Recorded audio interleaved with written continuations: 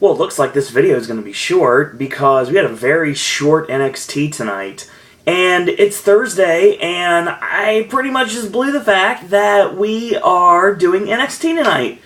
The reason why is because, there's no developments in Halloween Horror Nights right now that I'm able to talk about. I probably will once I find out more. There's this guy apparently on the Horror Nightmares forums, and he apparently thinks he knows what's going on, because apparently his dad is friends with John Murdy. I don't know how this pertains to Orlando, but apparently he would know if there are going to be shares between Orlando and Hollywood today. And I know I'm starting this off like a Halloween Horror Nights video, but I will stop now and say that I'll probably shoot a video out about that in the next couple days. As a matter of fact, very wrestling heavy on Pop this week, because tomorrow, of course, is AJ's movie reviews. We're going to be watching Captain America, the Winter Soldier. That's going to be done tomorrow morning, and I mean morning, actually. It'll be noon, and we're watching the movie at noon. Early showings sometimes actually are a good thing. Not always, but sometimes are a good thing. And after the movie's over, we're going to review that. We're going to be reviewing Dom Hemingway, as well as Cesar Chavez, as well as Bad Words. All that is going to be talked about on the video for Friday. And on top of that, we've got a brand new Versus coming this week, a very personal Versus. And that's going to be coming out on Sunday. Saturday, like I said, I'm not exactly sure what's going on with SmackDown yet. I don't know if there will be a SmackDown recap this week or not. It kind of depends on if I have anything to talk about. If it's not just stuff from Access or basically just promo videos. I mean, I'm not going to talk about that because I already have. So, we'll see what's going on with Saturday.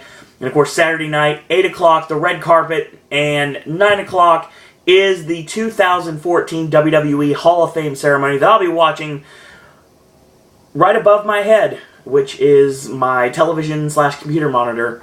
And because they're the same thing, it's a television, it's a flat screen. I use my computer monitor, and I'll be watching the inductions for the Hall of Fame right above my head at 9 o'clock on the WWE Network, and I'm very excited about that. And of course, Sunday is WrestleMania 30, and sometime in that time frame, I will be doing my, every single year I do this, and I'm going to continue it as well. I talked about it on my Raw video I shot a couple of days ago, and I'll talk about it on this one. I am going to take my PlayStation 3 and WWE 2K14 and all my awesome creations that I have courtesy of the Community Creations forums on the online play, and I'm going to recreate WrestleMania 30 and do a simulation of the actual entire event before the actual pay-per-view, and that's going to be fun. And should be, as of this moment, it looks like it's going to be me and the return to Pop from Will and Ben.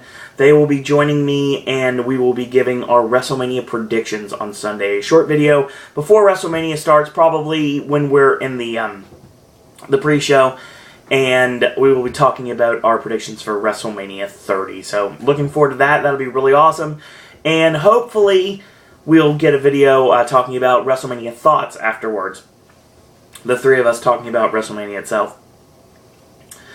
Well, that being said, we had NXT tonight, and I just finished watching it. It's not even 11 o'clock yet, so first off, again, sorry it's so late the video's coming out, but had to do it that way because I had work today, went to B-Dubs, now I'm back, I watched NXT, and now I'm going to shoot this video out. So we start the show off with Emma.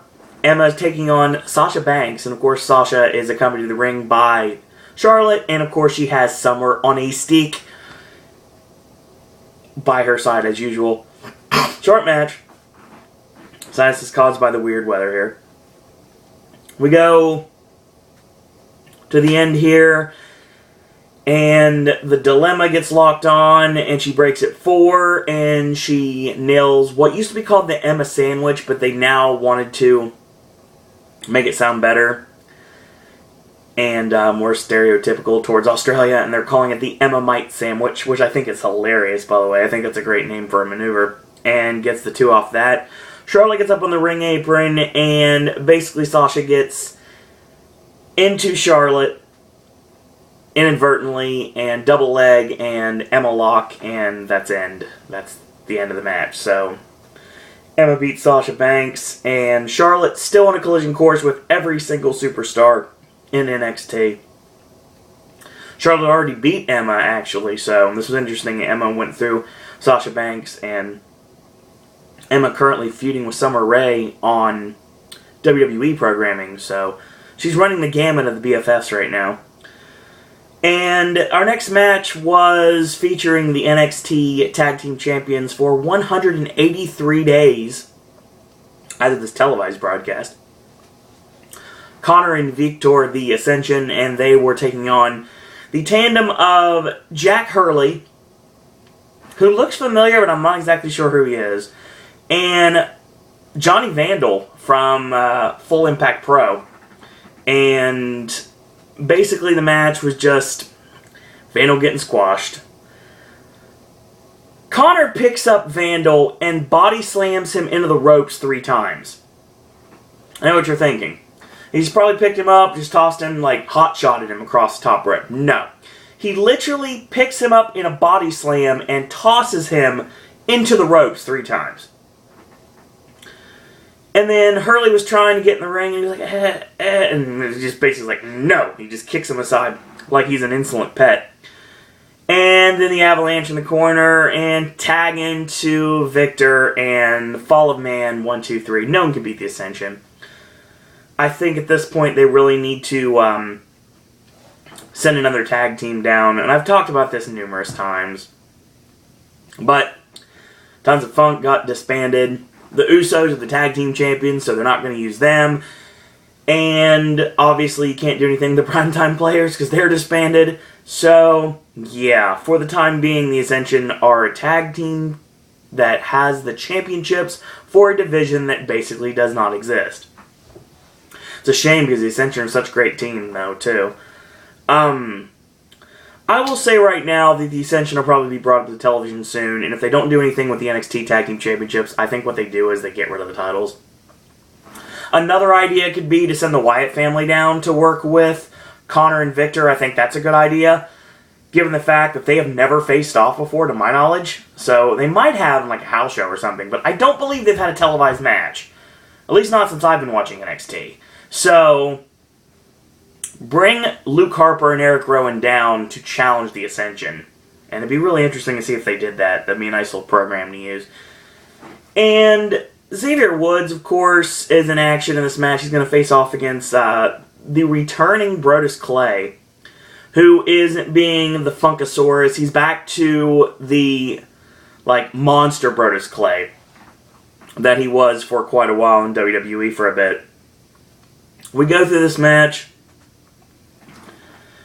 Woods hits a Shining Wizard, gets a 2 off of it, goes for a 10 punch, gets shoved off, goes for a 10 punch, gets shoved off again, and Brodus charges in with a headbutt. Just powerbombs him, just a release powerbomb out of nowhere. Middle rope splash, 1, 2, 3. He gets on the mic after the match is over. He says, the WWE took my music, they took my girls, they took my tag team partner, my pride, my self-respect, and my dignity. Well, WWE took everything from you, literally. Now Brodus is the one doing the taking. And he calls out the NXT champion, Adrian Neville. He says Neville will feel the gravitational pull of Brodus Clay. So we've set up a program with Brodus Clay and Adrian Neville, which is interesting. Neville comments on this in the back afterwards and basically says, here at NXT, we kind of earn our title opportunities. But bear in mind, once you earn your championship opportunity, I will gladly take you on in the center of the ring. So, yeah. Interesting. I like the monster Brodus Clay. I like this, out for redemption Brodus Clay. I think it works. It says redemption on the back of his gear, actually, now. But I like this Brodus Clay. I like this version of Brodus Clay a whole lot better than the Funkasaurus. I like the music, I still do, but obviously the Funkadactyls already stole that music, and Xavier Woods uses it in WWE, so yeah, that's not happening anymore. And, of course, Tons of Funk are gone because Tensai ended up stopping wrestling to be a commentator. He's Jason Albert now, so yeah, there's always that. I like this, though. I like Brodus Clay as a heel, and I think this has some legs, to be totally honest. I think that Brodus Clay could be the replacement for Rusev when Rusev gets brought up to the main roster full time. That's what I think actually they'll do with Brodus Clay. They'll make him the unstoppable monster that tries to take the NXT Championship and comes just this close from doing it, but Neville still retains. I think that'll be a good program, actually. We get Tyler Breeze in action next against Yoshitatsu. It's funny, it's like, I think about it, and I was like, wow, where's Yoshitatsu? He's on NXT now. And this match was really short, and Tatsu tried to get the upper hand, like, midway through the match, with a couple of knife-edge chops. He comes off the ropes, and Breeze just plants him right between the eyes with a forearm, and hits some mounted punches, picks him up and hits the standing version of the beauty shot and gets the 3 count. Inoffensive match. It was basically a squash, so just to showcase Tyler Breeze, but the match wasn't long enough to really do anything, so there's always that. Sami Zayn, of course, being checked on by the doctors. He's officially clear to go. Doctors said that they've got the okay to let him compete tonight. He basically says that Graves is the one who needs to worry. And then it's interesting because Corey Graves brought up underdogs in his little promo, and he basically says that the Wolves have come out tonight, and it's not going to be pretty. Of course, the main event in the show, of course, is Sami Zayn and Corey Graves. The match was really good, and I'll talk about that in a minute. We have a nice little vignette on Paige, and the NXT Women's Champion shows up and basically says that Charlotte needs to stop hiding behind her dad and face her in the ring one-on-one. So, we're still getting Paige and Charlotte, and, WWE sees something in her that I don't. So, I would think that Charlotte will be the one who takes the NXT Championship from Paige. I don't want that to happen, but I'm pretty sure that's what will happen. So, we got our main event of the evening. It is Corey Graves taking on Sami Zayn. This match is really good, too, and we'll go from the commercial break here. And a lot of head work in the match. A lot of working the head and like punching the head and the chin lock and the headlocks and just a straight shot to the back of the head. And then one right to the ear, which kind of discombobulates you to the point that you're pretty much out of it. Zayn was on wobbly legs most of the match and sold the potential concussion very, very well, actually. And even used a jawbreaker to get out of said chin lock, and that pretty much done him in right there. And I will give credit to Corey Graves for doing the chin lock with a bridge, like a bridge chin lock. It looked pretty cool, actually. And he escaped Zayn with a jackknife cover and got a 2 off of it. And he got planted with a wheelbarrow facebuster, and Zayn again kicks out, but he's basically kicking out because of instinct and instinct alone. He hit the fireman's carry into the flip-out backbreaker, kind of like Wasteland into a backbreaker, and he got a 2 off of that on Zayn. And he charges into the corner to try to finish off Sami Zayn. He gets caught and exploder suplex into the corner. Zayn only gets a 2 off of that, and he goes for Blue Thunder. He gets punched in the top of the head, but he catches him the second time, hits Blue Thunder Driver 1-2, and a kick out by Corey Graves. He charges in for the Haluva kick, and he gets nailed with a fireman's carry, and he lands on his feet, and they have a collision. Back of the head meets the top of the head, and both men are down. He charges in, catches the back elbow, goes to the middle rope, and usually he goes to the middle rope, and then he leaps to the top rope backwards in the flying body press. No, he sold the fact that he was so out of it at this point he couldn't do that. He actually fell off the top rope. Not fell off as in the fact that he literally fell off, like landed on his back. No, he actually just kind of like slipped off the top rope, and he was like, he's out of it, and a big right hand stops Corey Graves' momentum. And Graves just rabbit punches him right in the ear and locks on Lucky 13. The referee, who's been checking on Zayn the entire match, is finally just has enough and just stops it, rings the bell right there, and Corey Graves wins by ref stoppage, actually, what the match was. Yeah, it was good, and once Sami Zayn is 100% again, and I'm sure we'll sell this for a couple of weeks, and it makes total sense for that to be the case, let Graves get some more wins, and once Sami Zayn is 100% again, and they have this rematch, this match is going to be awesome. a 100% Sami Zayn versus a 100% Corey Graves is going to be a really awesome main event, and I really like the fact they're building this up. And I think at this point, what I would do in this case, make it mean something more. I would have Sami Zayn square off against Corey Graves in a match towards the summertime. Do a special event, kind of like how NXT Arrival was, and to a lesser extent, kind of like the Vengeance episode of NXT last week was, that we talked about a couple days ago. Actually, in this case, I forgot what day it is. I talked about it yesterday. So there. Now, I'm caught up. So, what you do is you have some sort of a special summer event. You can coincide it with SummerSlam if you want, or close to SummerSlam. So, it's something that's playing upon the summer mindset. And you have Sami Zayn and Corey Graves face off yet again, one last time.